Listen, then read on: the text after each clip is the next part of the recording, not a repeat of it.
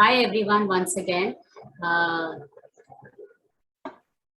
as we know that we are doing the sermon series on the chapter Second Samuel, on Second Samuel book. So let's do a recap before we move on to the chapter 4.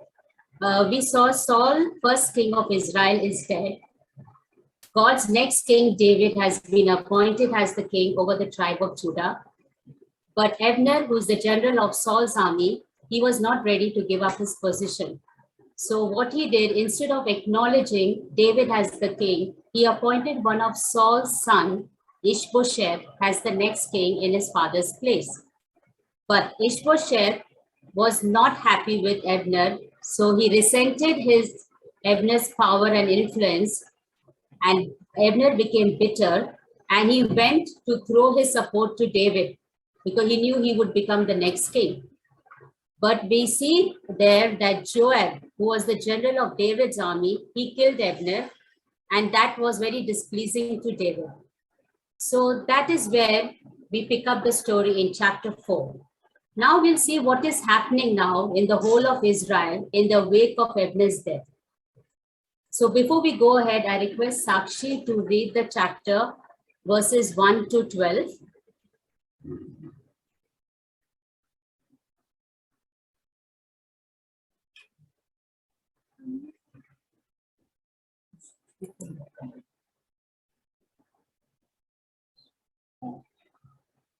Yeah. Can you hear me? Yeah. When Ishbosheth, son of Saul, heard that Abner had died in Hebron, he lost courage, and all Israel became alarmed. Now Saul's son had two men who were leaders of raiding bands. One was named Bana and the other Rechab. They were sons of Rimmon the Beerothite from the tribe of Benjamin. Beeroth is considered part of Benjamin because the people of Beeroth fled to Gittim and have resided there as foreigners to this day. Jonathan, son of Saul, had a son who was lame in both feet. He was 5 years old when the news about Saul and Jonathan came from Jezreel. His nurse picked him up and fled. But as she hurried to leave, he fell and became disabled. His name was Mephibosheth. Now Rechab and Bana, the sons of Rimmon the Beerothite, set out for the house of Ishbosheth, and they arrived there in the heat of the day while he was taking his noonday rest. They went into the inner part of the house as if to get some meat, and they stabbed him in the stomach. Then Rechab and his brother Bana slipped away. They had gone into the house while he was lying in his bedroom. After they stabbed and killed him, they cut off his head. Taking it with them, they traveled all night by the way of the Arab. They brought the head of Ishbosheth to David at Hebron and said to the king, "Here is the head of Ishbosheth, son of Saul, your enemy, who tried to kill you. This day the Lord has avenged my lord the king against Saul and his offspring." David answered Rechab and his brother Baana, the sons of Rimmon the Beerothite, "As surely as the Lord lives, who has delivered me out of every trouble, when someone told me Saul is dead and thought he was bringing good news, I seized him and put him to death in Ziklag. That was the reward I gave him for his news. How much more when wicked men have killed an innocent man in his own house and on his own bed? Should I not now demand his blood from your hand and rid the earth of you?" So David gave an order to his men and they killed them. They cut off their hands and feet and hung the bodies by the pool in Hebron. But they took the head of Ishbosheth and buried it in Abner's tomb at Hebron. Yeah, thank you, Sakshi. Now, here we see in this chapter, there are some basic concepts, some themes, principles that are need to be pointed out. And it clearly relates us to the idea on the subject of motives. So that's what I'm going to speak today on motives, checking our motives. So let us look back at the words of Rechab and Bana in verse 8. So next slide. Yeah. As you see here in verse 8, they brought the head of Ishbosheth to David at Hebron and said to the king, "Here is the head of Ishbosheth, son of Saul, your enemy, who tried to kill you. This day the Lord has avenged my lord the king against Saul and his offspring." Now here we see that these two men, Bana and Rechab, they presented themselves as having the best of intentions. But we know from this verse what they were actually trying to do. They were clearly showing, and this whole thing speaks about their wrong motives. Sometimes God-centered talk is meant to mask me-centered motives. David's response to these men clearly tells us that they must have told the whole details of their mission. But here in this chapter, it only records verse 8.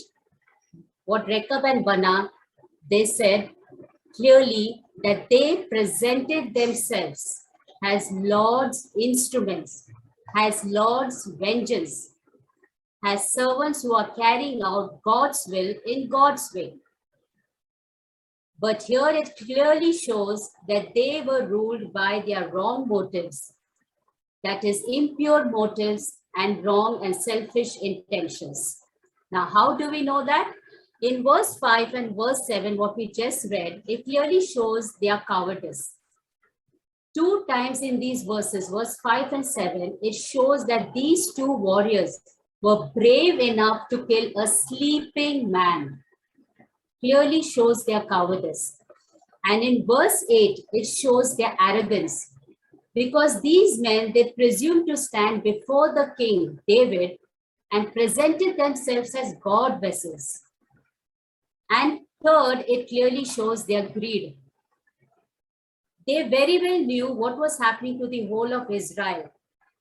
And the fear gripped Israel after the death of Abner. So they were trying to position themselves by winning the heart of David, by giving him what they think David desires, which was clearly wrong and selfish motives. Here we see that there is no real honor, no integrity, no genuine courage or humility. Church, Banas and Rechabs are still existing. We too can be like them. Their methodology is unchanged, and they use theology to cover sin and folly. We can be harsh and use something about God's truth as a cover of our severity. We can rationalize and use something about God's grace as a cover for our impurity. And that also, we use these things and we try to, cover sin and folly in our day-to-day life.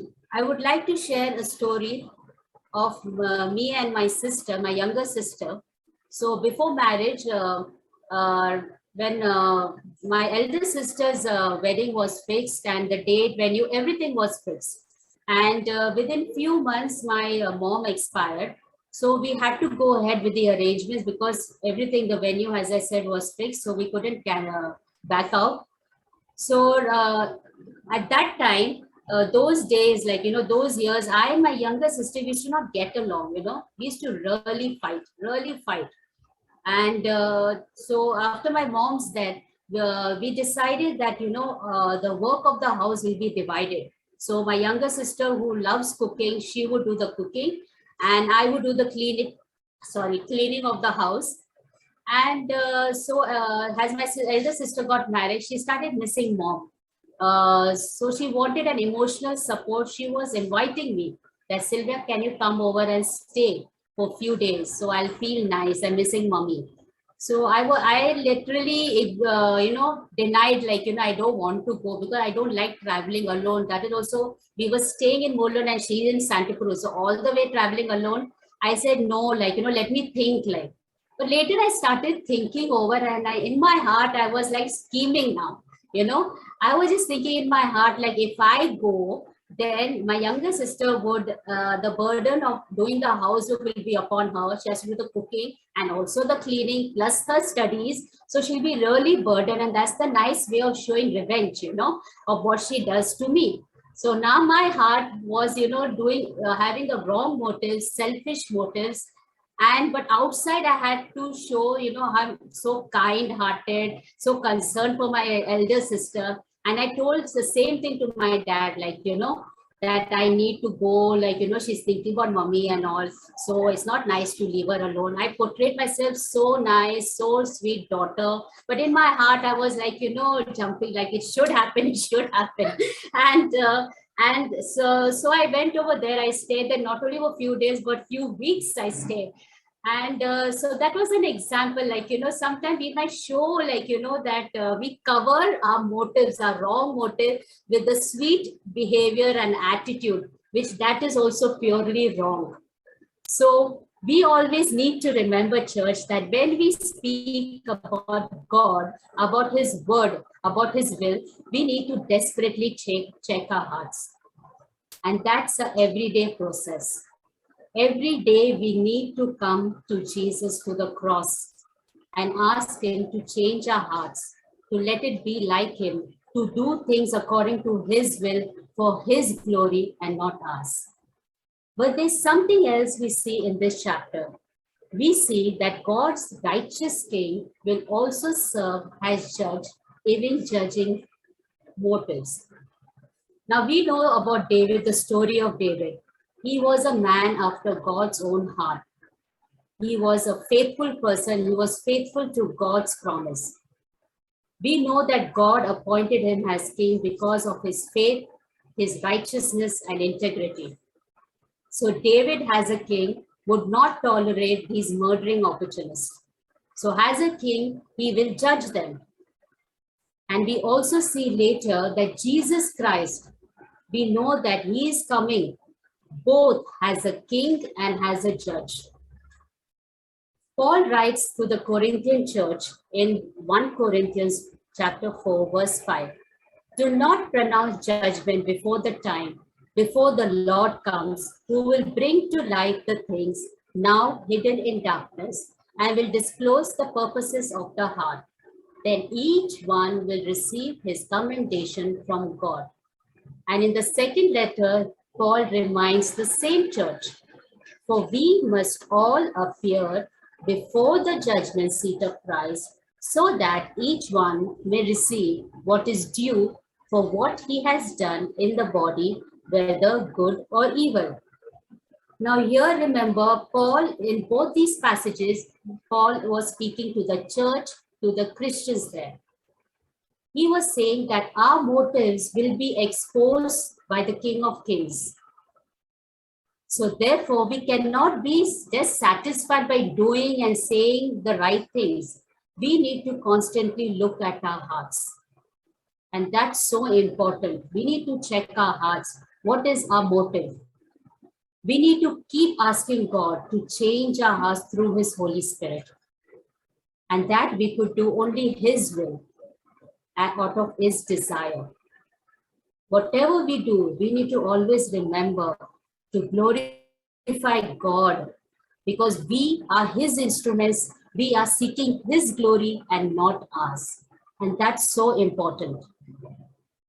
I would like to share another story of mine, which happened years later, before, when I was in the church. I was a believer and I was given a responsibility to do something in the church. And I did it. And praise God, it went out very well. The whole program went out well. And when it time came to applaud people, I was in my heart, like, waiting when my name will come, like, it's like, thank you, Sylvia, you did wonderful job and all that. But it didn't come, everything went, the whole service got over. And outside I was smiling, and but inside my heart, I was literally cribbing and so much of anger. And I went back home, and whenever I'm angry, the only person who's in front of me is Prashant. And and poor thing, he becomes a scapegoat for me. So then I kept yelling at him, why it's happened like that. I started cribbing. How can they do like that? And out of everything, I started blaming him. Why did you speak? You should at least go and tell them, mention Sylvia's name. She also did and all that. But I started getting angry and speaking. And I was so angry that my name wasn't called up. Nobody thanked me. Then Prashant waited till I, kept quiet. And then he spoke to me and he said, Sylvia, what you're going through is fine, it's right, but for what purpose did you do it for? What was your goal? Ultimately, who you did it for, you know? So then I sat and I thought about it. Yeah, this is actually, I did it for God. God had chosen me.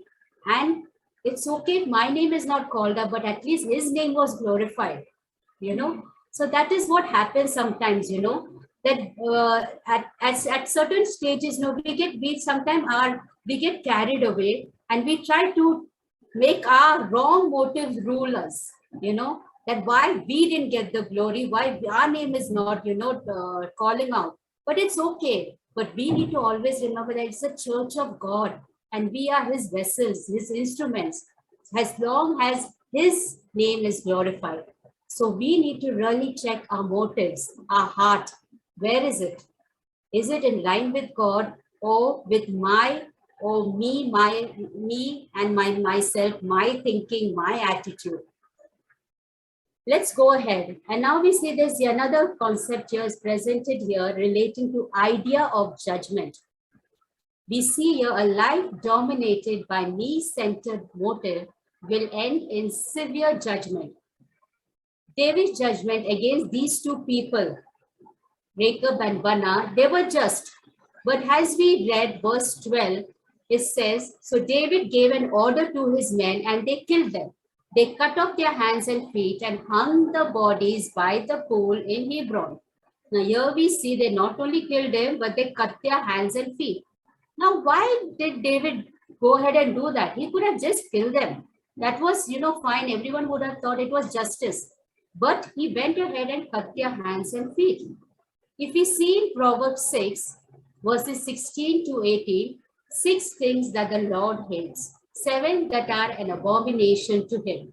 It includes hands that shed innocent blood, a heart that devises wicked plans, and feet that make haste to run evil.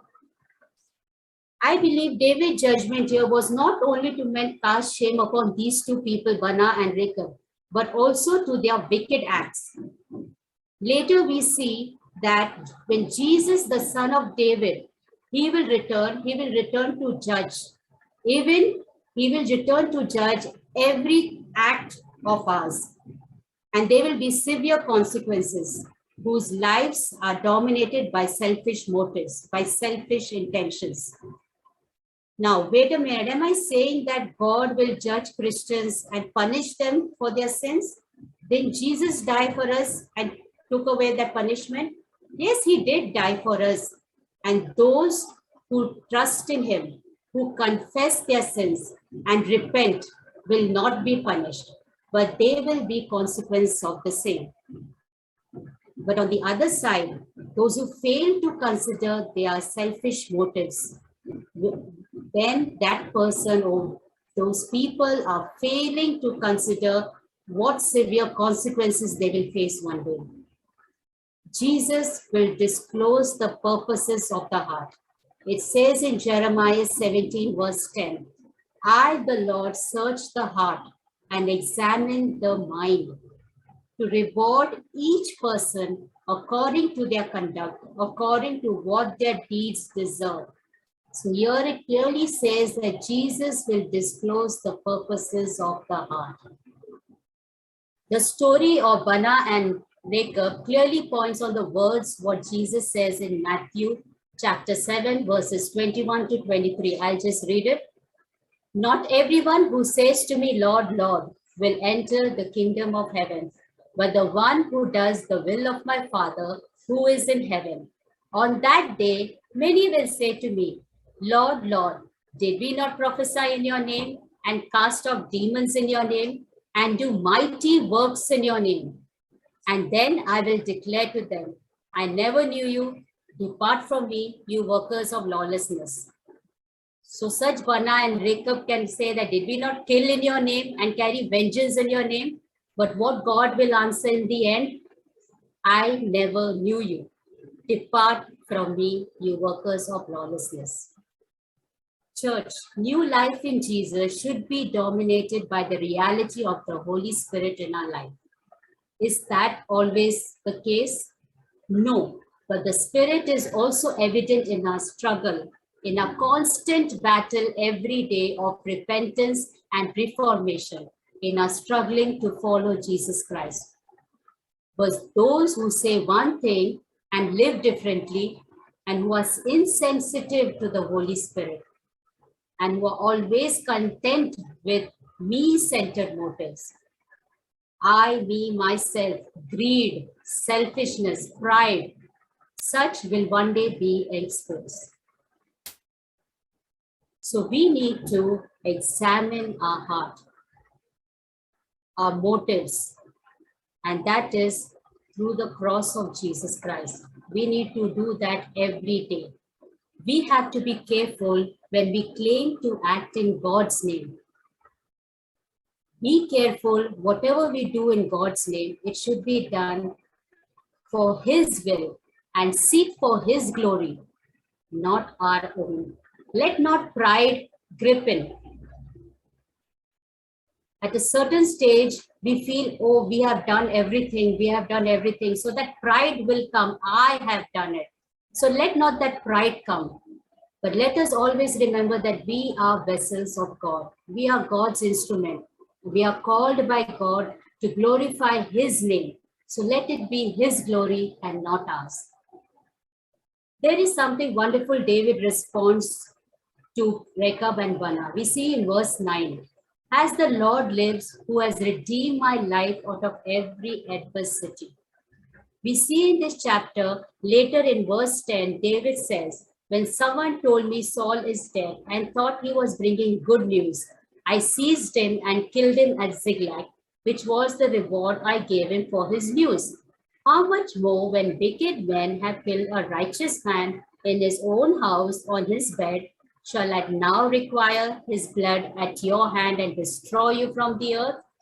Here we saw when the Amalekites in 2 Samuel 1, we saw that when they brought the good news, what David did to them, he killed them because those men were accomplishing their will at their own way. David knew very clearly, he knew exactly that what mattered for him was God accomplishing His own will. Now that doesn't mean God cannot use people to do that. He can, but in God's own way and His timing.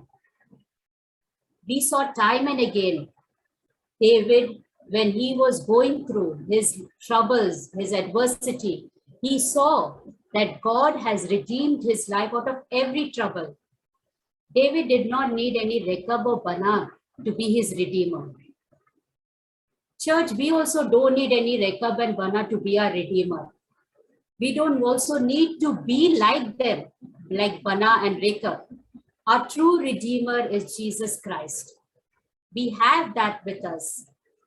If we are to be judged for our motives as well as for our actions, we all desperately need a redeemer. We need grace. Every day we need grace. It is only through His grace that we are here today. The cross of Jesus was God's way in God's day. He delivers us from every trouble, from every adversity through that cross. Today, we have that with us. We have God's grace. Today, we can go daily to the cross and check our hearts, our motives, because He is always with us. He is our everything. He is our Redeemer.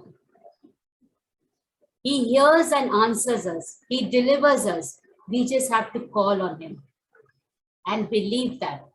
Grace doesn't take away the sobriety to consider our motive, but it changes the motivation to consider our motives and to seek to have God's heart in all things. In all things, we need to seek God's heart. And that's truly the good news. Amen.